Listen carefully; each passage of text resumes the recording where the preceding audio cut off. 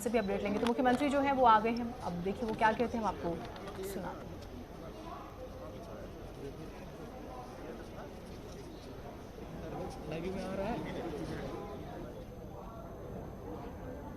भारतीय जनसंघ के संस्थापक अध्यक्ष, महान राष्ट्रभक्त, प्रखर शिक्षाविद डॉक्टर श्यामा प्रसाद मुखर्जी जी के 68वें बलिदान दिवस के अवसर पर हम प्रदेशवासियों की ओर से उनकी स्मृतियों को नमन करते हुए उन्हें विनम्र श्रद्धांजलि अर्पित करते हैं। हम सब जानते हैं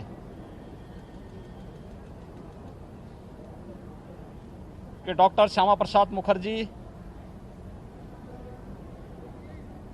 देश के एक महान देशभक्त थे, स्वतंत्रता संग्राम सेनानी थे,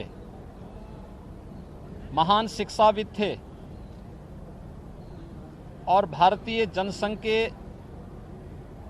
संस्थापक अध्यक्ष भी थे।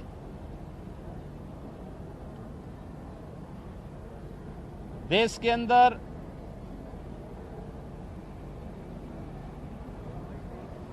जब देश आजाद हुआ था तो स्वतंत्र भारत में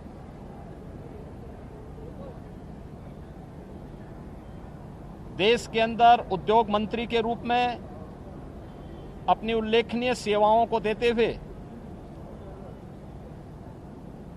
उन्होंने देश को एक विजन दिया था।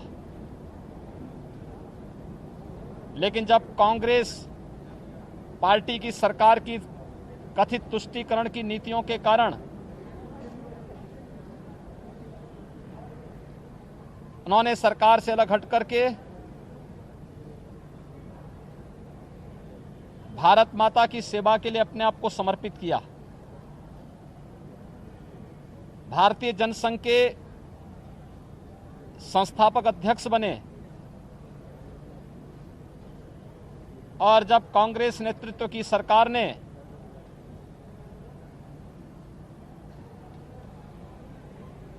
संविधान में चुपचाप चोरी छिपे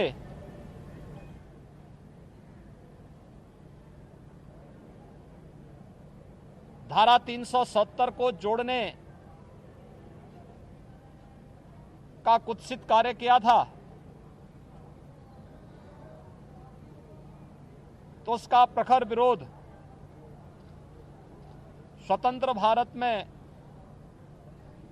जिस महापुरुष ने किया था वह नाम था डॉक्टर श्यामा प्रसाद मुखर्जी का। उन्होंने उस समय एक नारा दिया था, एक देश में दो प्रधान, दो विधान और दो निशान नहीं चलेंगे।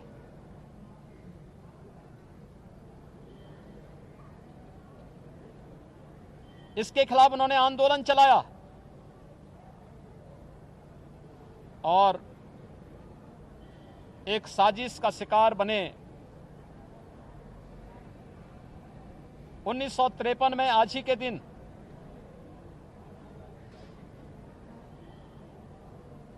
उनका वो महान बलिदान भारत की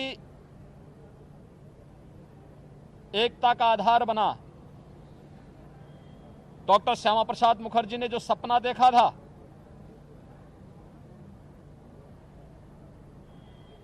हम सब अभिनंदन करते हैं भारत के यशस्वी प्रधानमंत्री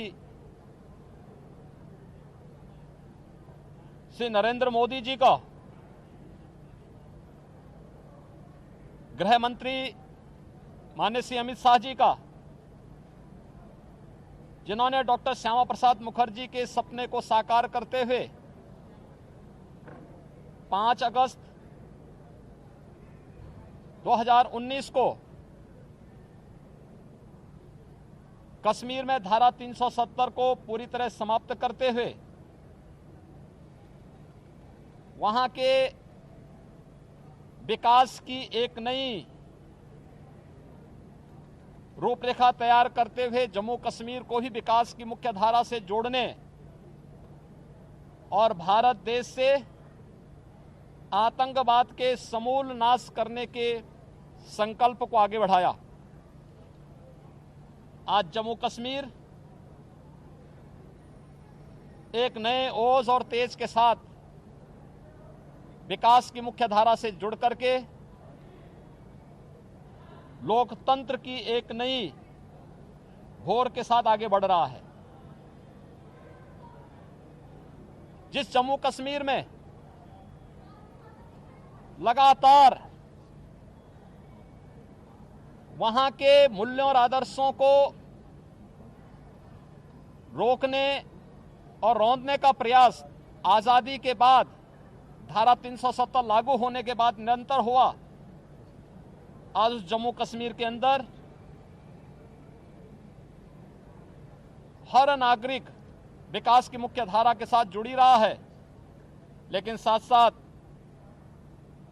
उस जम्मू कश्मीर के अंदर एक अन्य बात तो देखने को मिल रही है कि अनुसूचित जाति, जनजाति, बंजारा और गुर्जर समाज के लोगों को भी आरक्षण की सुविधा का लाभ वहां पर प्रदान किया जा रहा है। विकास की मुख्य धारा के साथ पूरे जम्मू कश्मीर को जोड़ने का जो एक कार्यक्रम वर्तमान में चल रहा है और भारत के संवैधानिक प्रावधानों के अंतर्गत हर एक नागरिक को संविधान प्रदत्त अधिकार वहां पे प्रदान किए जा रहे हैं। यही तो सपना डॉक्टर श्यामा प्रसाद मुखर्जी जी का था। आज उनके 68वें बलिदान दिवस के अवसर पर हम उस महामानव को, उनकी स्मृतियों को नमन करते हुए विनम्र श्रद्धांजलि अर्पित करते हैं।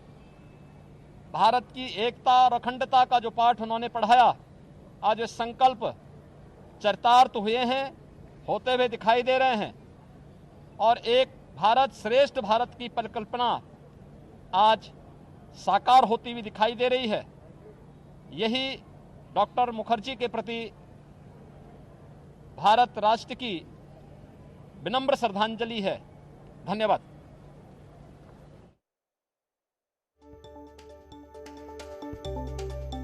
डॉक्टर श्यामा प्रसाद मुखर्जी के किए गए कार्यों का उल्लेख करते हुए सीएम योगी यहां पर दिखाई दे रहे हैं। उनका निर्वाण दिवस है, इस मौके पर श्रद्धा सुमन अर्पित किए और श्यामा प्रसाद मुखर्जी हमेशा कश्मीर को लेकर लड़ते रहे। 370 के लागू होने पर वो हमेशा इसका विरोध करते रहे। उस बात का जिक्र किया कि जिस तरह से प्रधानमंत्री मोदी ने 370 को हटाया, कहीं ना कहीं श्यामा प्रसाद मुखर्जी का जो एक सपना था आजाद कश्मीर और अभिन्न अंग भारत का एक हो, वो कहीं ना कहीं वो सपना साकार हुआ है।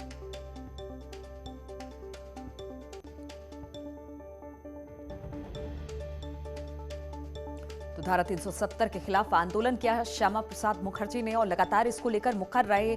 उस समय की कांग्रेस सरकार के खिलाफ भी वो खड़े हुए, आंदोलन तेज किया और अब जब धारा 370 हटा दी गई है कश्मीर से, तो उन्होंने गृह मंत्री और प्रधानमंत्री का धन्यवाद दिया। उन्होंने कहा कि डॉक्टर श्यामा प्रसाद मुखर्जी ने जो सपना देखा था अखंड भारत का, वो कहीं ना कहीं पूरा हुआ है और अब 370 हटने के बाद कश्मीर से 370 हटा और वहां आने जाने को लेकर हमेशा से डॉक्टर श्यामा प्रसाद मुखर्जी ने ये कहा कि अगर भारत एक है तो फिर कश्मीर अलग कैसे हो सकता है, यहाँ पर नीति नीयत कैसे अलग हो सकती है। 370 हटाने का लगातार विरोध करते रहे, आंदोलन करते रहे और अब जब ये हट गया है तो उन्होंने कहा कि डॉक्टर श्यामा प्रसाद मुखर्जी का सपना साकार कर दिखाया प्रधानमंत्री मोदी और गृह मंत्री अमित शाह ने।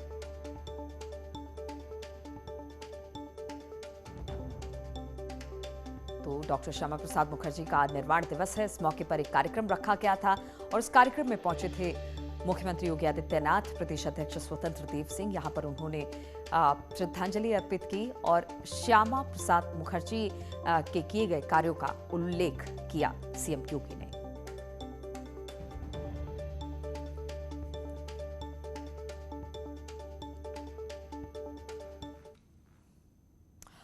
और लखनऊ में तीसरे दिन भी बीजेपी का महामंथन जारी है। कल बीएल संतोष और राधा मोहन सिंह की मौजूदगी में हुई थी मैराथन बैठक। सीएम योगी और कैबिनेट मंत्रियों के साथ भी संवाद हुआ था। आज तीसरा दिन है और आज भी कहा जा रहा है कि महामंथन का दौर जो है वो जारी रहेगा।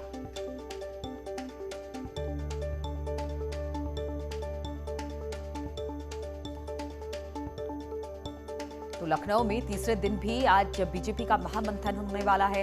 कल हमने देखा था कि तमाम नेता जुटे थे, लगातार बैठकों का दौर जारी था। बीएल संतोष और राधा मोहन सिंह की मौजूदगी में मैराथन बैठक हुई थी। सीएम योगी और कैबिनेट मंत्रियों के साथ भी संवाद किया गया था। सरकारी योजना का लाभ लोगों तक पहुंच पा रहा है या नहीं, बहुत सारे ऐसे मुद्दे थे जो 2022 के हिसाब से काफी महत्वपूर्ण थे, उस पर मंथन और बैठक की गई।